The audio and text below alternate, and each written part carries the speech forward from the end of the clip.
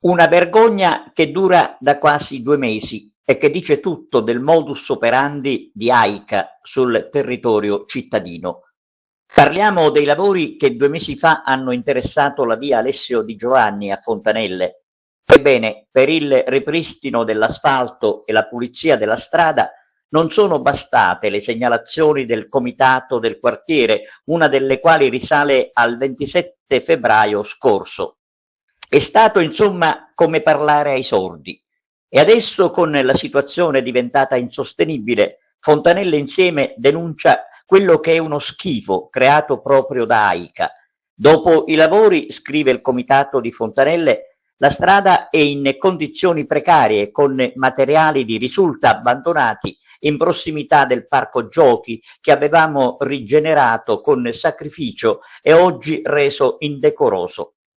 Noi, aggiunge il comitato Fontanelle Insieme, continueremo a sollecitare gli enti competenti.